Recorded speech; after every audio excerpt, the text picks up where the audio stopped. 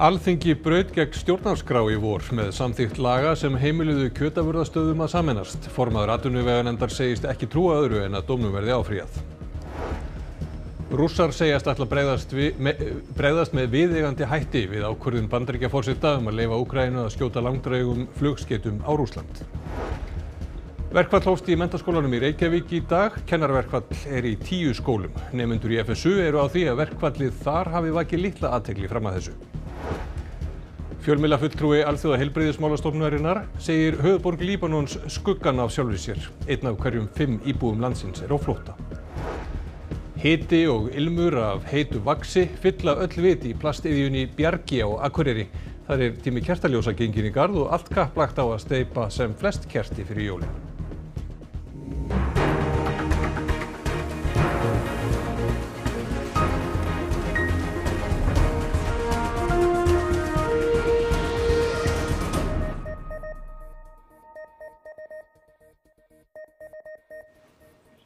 Gott kvöld. Nýleg breyting á búvörulögum sem gerði kjötafurðastöðvum kleift að sameinast stenst ekki stjórnarskrá. Formaður atvinnuveganefndar Alþingis segir að nefndin hafi fengið það álit frá lögfræðingum Alþingis að með henni væri ekki farið á svig við lög. Núna er komin niðurstaða frá dómstóli. Er hægt að segja eitthvað annað heldur en þetta sé svona að vissu leyti áfellisdómur yfir þeim vinnubrögðum sem hér voru viðhöfð? Já, í þessu tilliti kemst Hæstirétt héraðsdómur að þeirri niðurstöðu. Samkvæmt dómnum brýtur lagabreytingin gegn 44. grein stjórnarskrár þar sem kveðið er á að ekkert lagafrumvarp megi samþykkja nema það hafi verið rætt við 3 umræður á Alþingi. Það var deilt á sínum tíma enda gerði atvinnuveganefnd stórfellda breytingar á frumvarpinu eftir að það var lagt fram. Þetta segir héraðsdómur. Við blasir að öllum texta frumvarpsins er laut að efni upphaflega frumvarpsins var skipt út og nýr settur í hans stað, annars efnis. Ég er nú ekki sammála því að þetta séu 2 ólík mál.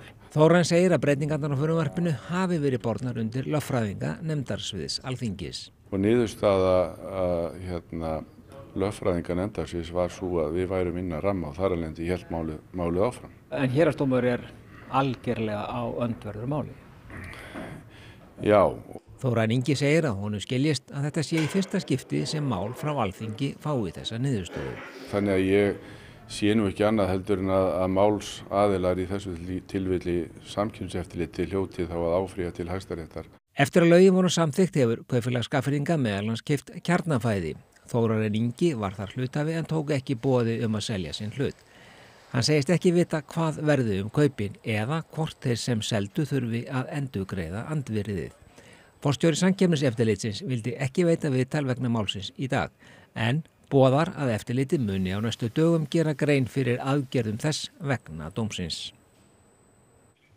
Velkomin Breki Karlsson, formaður Neytendasamtakanna. Hvað tekur við núna eftir þessa niðurstöðu?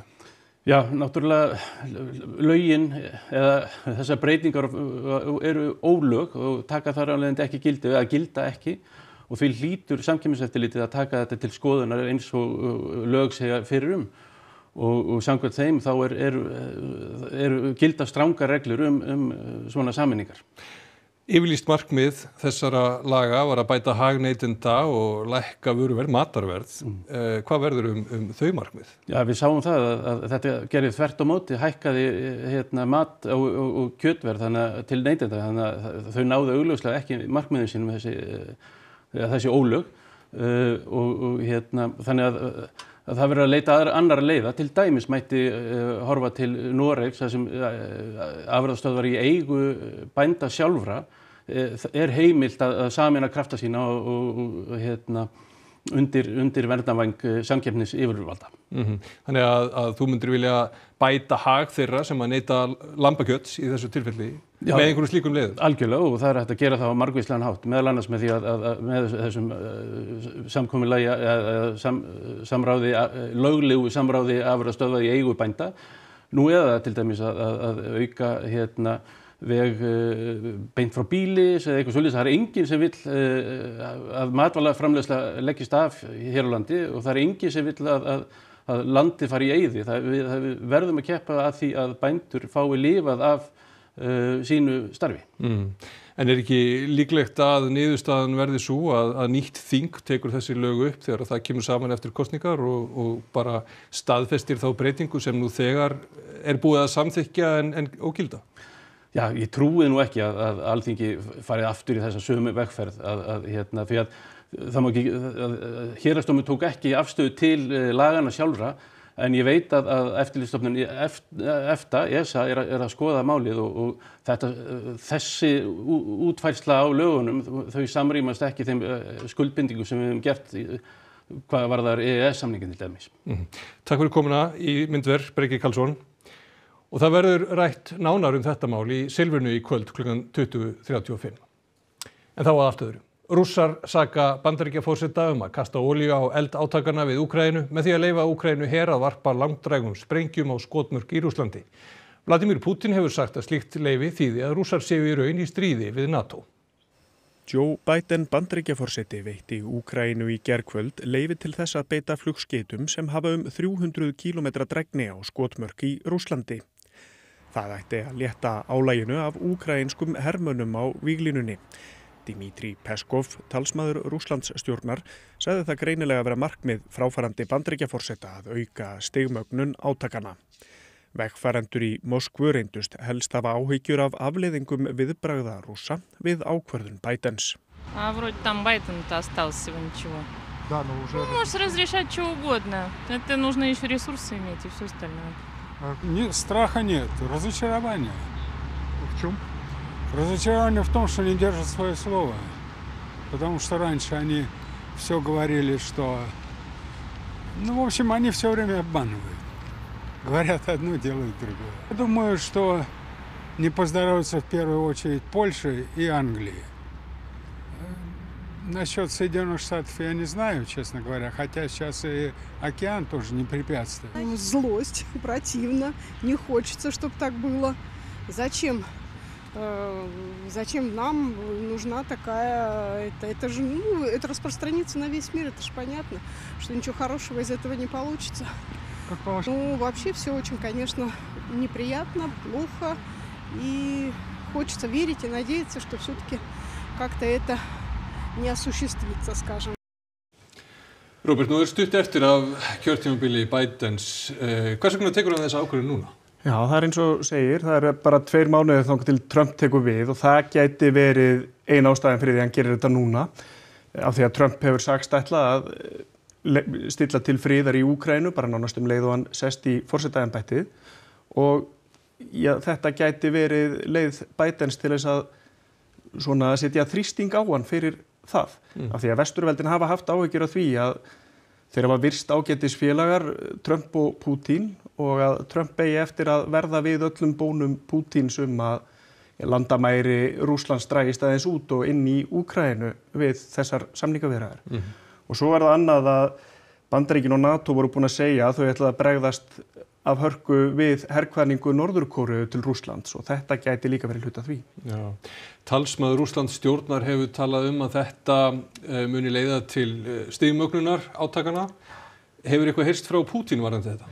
Það var ekkert heyrst í Putin sjálfum ennþá, ekki enn sem komið en hann sagði þetta í september að ef að NATO-ríki myndi senda vopn sem að Úkraína mætti beita yfir í Rússland, að þá yrði liti Rússland svo á að þeir voru komnir í stríð við NATO og að allir ætti eftir að sjá afleiðingar þess og utanríkisráðuneytið í rauninni ítrekkaði þetta í dag. Já, og nágrannaríki Rússlands, þau hafa verið að bregðast við, ekki satt? Jú, það má segja það. Til dæmis Svíar, þeir voru sænsk yfirvöld sendu í dag bæklinga heim til fólks og byrjuðu á því og þar verið að segja fólki hvernig það getur brugðist við krísuástandi eða ef stríð brýst út. Svíþjóð þetta nýjasta NATO-ríkið, gekk í sambandið eftir að innrás Rússlands í Úkraínu hófst. Akkurat. Takk fyrir þetta, Robert. Nemendur í Fjölbrautaskóla Suðurlands eru orðnir langþreyttir á 3 vikna kennaraverkfalli en vona að það fari að vekja athygli nú þegar skólum í verkfalli fjölgar. Verkfall hófst í dag hjá kennurum í menntaskólanum í Reykjavík. MR er 10. skólinn þar sem kennarar leggja niður störf en kennarar í 9 skólum hafa verið í verkfalli síðustu 3 vikur. Einn þeirra er Fjölbrautaskóli Suðurlands. Þótt mestöll kennsla liggi niðri skólahúsið á Selfossi opið og enn boðið upp á mat í mötuneytinu. Þar kom hópur nemenda saman í dag. Hvað hefur þið svona verið að gera í verkfallinu?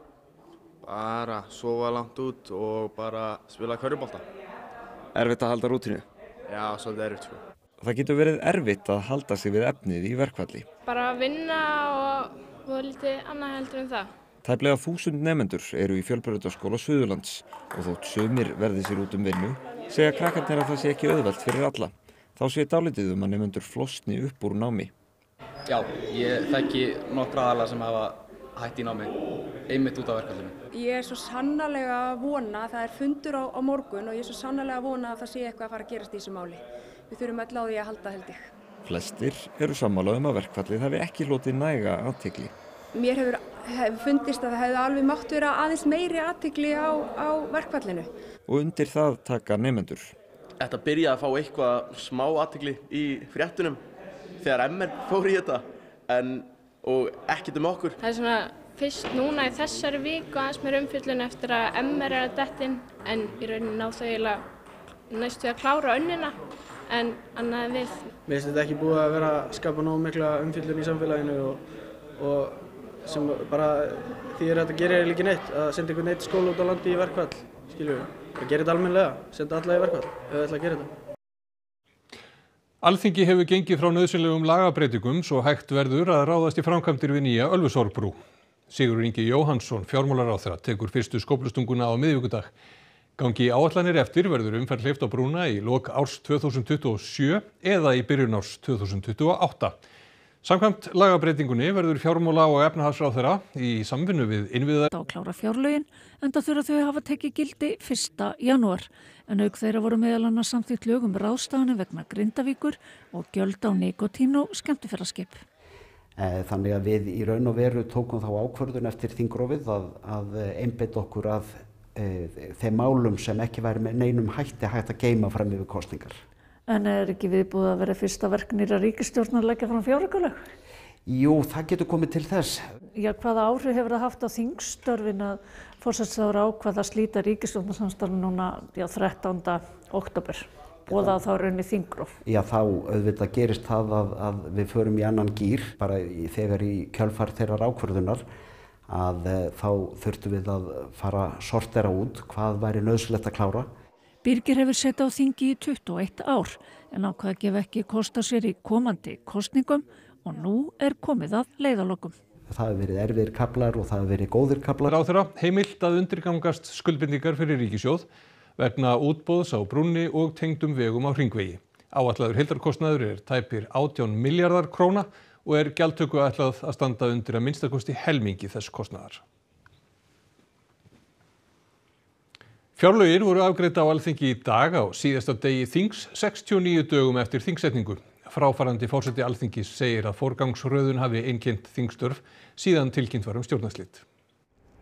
Haldnir voru 27 þingfundir í þessa rúmu 2 mánuði en Alþingi var sett í 155. skipti 10. september og allt hófst þetta á býsna hefðbundinn hátt. En þinglokkin í dag var ekki alveg jafn hefðbundin eftir að forsætisráðherra lýsti yfir þingrofið 13. október. Lýsi ég því yfir að fundum Alþingis 155. þings frestað. Forseti Alþingi segir allt kapp hafi verið lagt. En í heildina þá hefur mér fundist þetta að vera í raun og veru mikil forréttindi að fá tækifæri til þess að starfa hérna allan þennan tíma. Hvað var erfiðast? Já, auðvitað það erfiðasta tímabilið var auðvitað í kjölfar hrunsins 2008. Íbúar Líbanon hafa margir áhyggjur af því að ófriðurinn í landinu endi með borgarastyrjöld. Sagan landinu ekki hliðholl þegar hörmungar eru annars vegar og starfsmaður alþjóða heilbrigðismálastofnunarinnar þar í landi segir höfuðborgina Beirút vera skuggan af sjálfri sér. Andrúmsloftið í landinu í dag mjög þrúgandi. Héðinn sér samskipti alþjóða heilbrigðismálastofnunarinnar í Beirút í Líbanon. Hann hefur áður starfað í landinu en segir mikið hafa breyst á nokkrum árum. Borgin í rauninni bara skugginn af sjálfri sér. Einn af hverjum 5 landsmönnum á flótta, það að segja rúm milljón í það minnsta. Og borgin ekki sú sem að ég þekki. alls ekki á engan hátt. Héðinn segir að þó að átökin hafi sem kunnugt staðið yfir síðan 7. október í fyrra, séu 2 mánuðir síðan árásir hófust fyrir alvöru á Líbanon. 15.000 manns í Líbanon eru særð og yfir 3.000 eru látin og þetta stríð, það sem nú geisar, þetta mun stærra á allan mælikvarða en það sem seinast varð milli Líbanon og Hizbollah 2006. Sagan nefnilega ekki með Líbanon í liði þegar ófriðartímar eru annars vegar. Ísrael hefur 3 ráðist inn í Líbanon og oftar en ekki hefur þetta farið á allt annan veg en Ísrael ætlaði og þetta hafa þó verið langvinn stríð og skeinuhætt. Héðinn segir að sagan gefi íbúum landsins 2 ástæður til að hafa áhyggjur. Eitt stríðið Hizbollah og Ísrael en hins vegar ef að þetta eykur frekar á spennuna milli brota, trúarbrota og pólitískra flokka í landinu sem að getur svo leitt til annars sem mun alvarlegra sem þá bara borgarastríð. Það þessi annar ótti og þetta undirliggjandi sem að fólk að vona að það fari ekki til þess, að það kom ekki til þess. Innviðir í dag á engan hátt búnir undir þetta. Líbanon hefur staðið af sér hverja krísuna á fætur annari. COVID var ein þeirra, efnahagskrísa, sprengingin í höfninni í Beirút fyrir nokkrum árum. Alltaf þegar þú heldur að landið sé að rísa upp úr öskustói eða ná sér á skrið þá kemur eitthvert áfall. Þannig að til þess að gera sér í hugunum hver staðan í Líbanon í dag, þá þarftu í rauninni ekki annað en að líta til þess að 500.000 manna hefur farið yfir landamærin frá Líbanon til Sýrlands af því að því finnst sér ekki vært þessu fólki í Líbanon og það vill þó frekar fara til landsins og Sýrlands til þess að sjá sér farborð og til þess að halda lífi. Sósíalistaflokkurinn vill gjaldfrjálsa háskóla fyrir alla og að auðugt fólk greiði meira til samfélagsins en aðrir sem hafi minna. Þau vilja hækka auðlindagjöld og innkalla kvótann. Þá segjast þau geta unnið með öllum flokkum sem hafi félagshyggju að leiðarljósi, en oddviti þeirra í Reykjavíkurkjördæmi suður segist ekki sjá að áherslur Sjálfstæðisflokksins liggi þar. Sanna Magdalena Mörtudóttir gestur í forystusætinu í kvöld og hún vill taka á móti fleira fólki sem sækir alþjóðlega vernd og hraða umsóknarferli. Það þarf þetta bara að skoða þetta hverju sinni en ég tel að við eigum að gera það, já, og ég held að sé mjög mikilvægt í þessu samhengi að bara minna okkur á hvar við erum stödd. Það 120 milljónir sem að flýja vegna einhvers í heiminum en örlítið brot af þeim leitar hingað til lands. Flestir sem að flýja eru innan sinna heimalanda eða í nærliggjandi löndum og það rauninni hlutfallslega mjög fáir sem að koma hingað til lands. Þótt enn séu tæpar 2 vikur í aðventuna jólavertíð kertaframleiðanda á Akureyri komin á fullt. Þar fá kertaafgangar framhaldslíf á hverjum degi.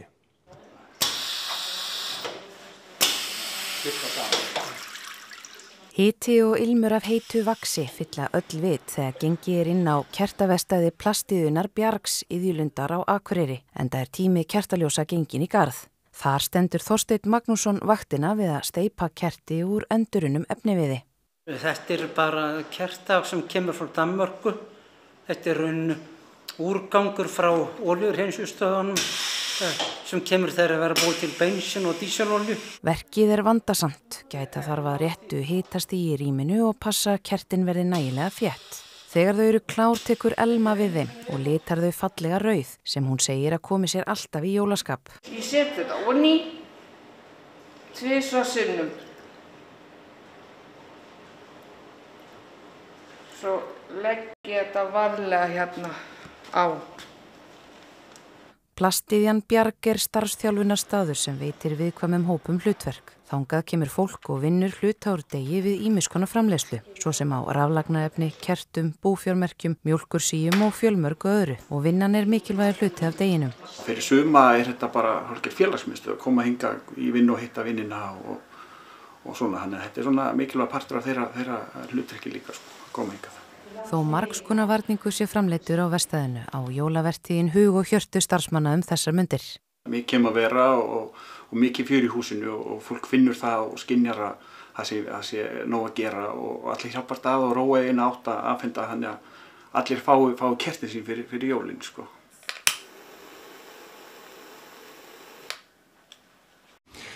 Frá kertaljósum í Kastljós, Bergsteinn, hvað á dagskrá? Kveikur ríka dagskrá eftir. En við ætlum að halda áfram umfjöllun okkar þau málefni sem brenna helst á kjósendum og stjórnmálamönnum og í kvöld eru það samgöngumálin. Líka að heyra í kjósendum í Suðurkjördæmi, hvað þeir eru helst að hugsa og hvað þeir vilja sjá næstu ríkisstjórn gera. Og svo höldum við áfram að kynnast persónulegu hlið forystufólksins í framboði og í kvöld rauðin komin að Bjarna Benediktssyni, formanni Sjálfstæðisflokksins. Einmitt, missum ekki af því. Takk fyrir það. Þá ætlum við lítið til veðurs. Á morgun gert ráð fyrir norðanátt á landinu, víðast 8 til 15 metrar, yfirleitt þurrt og bjart sunnan heiða en él annars staðar og á stundum verða élin nokkuð dimm á norðaustanverðu landinu. Frost 1 til 8 stig á láglendi en kaldara í innsveitum. Kristín Hermannsdóttir veðurfræðingur fer nánar yfir horfur næstu daga að loknum íþróttafréttunum og það hann Almar Ormarsson sem fær okkur þær í kvöld. Óskar Bjarni Óskarsson lætur af störfum sem þjálfari karlaliðs Vals í handbolta eftir tímabilið. Undir hans stjórn vann Valur bikarmeistaratitil og Evrópubikarinn í handbolta. Lokamót Evrópumótaraðarinnar í golfi lauk í Dubai í gær. Norður Írinn Rory McIlroy gat endað efstur á stigalista mótaraðarinnar í 7. skiptið. Og ATP mótaröðin í tennis lauk helgina þar sem efsti maður heimslistans tapaði ekki setti allt úrslita mótið. Þá ætlum við að rifja það sem var helst í þessum fréttatíma. Alþingi braut gegn stjórnarskrá í vor með samþykkt laga sem heimiluðu kjötafurðastöðvum að sameinast. Formaður atvinnuveganefndar segist ekki trúa öðru en að dómnum verði áfrýjað. Rússar segjast ætla að bregðast með viðeigandi hætti við ákvörðun Bandaríkjaforseta að leyfa Úkraínu að skjóta langdrægum flugsgeitum á Rússland. Verkfall hófst í menntaskólanum í Reykjavík í dag. Kennaraverkfall í 10 skólum. Nemendur í FSU eru á því að verkfallið þar hafi vakið litla athygli fram að þessu. Fjölmiðlafulltrúi Alþjóðaheilbrigðismálastofnunarinnar segir höfuðborg Líbanons skuggann af sjálfri sér. 1 af hverjum 5 íbúum landsins á flótta. Hiti og ilmur af heitu vaxi fylla öll vit í plastiðjunni Bjargi á Akureyri. Það tími kertaljósa gengin í garð og allt kapp lagt á að steypa sem flest kerti fyrir jólin. Við minnum á kosningaumfjöllun RÚV í Kastljósi, forystusætinu og Silfrinu í kvöld og minnum líka á kosningavef RÚV en þar var opnað kosningapróf í dag.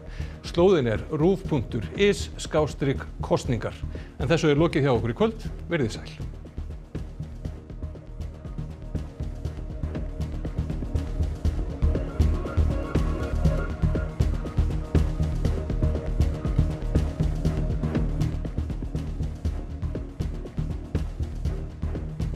Á RÚV í kvöld.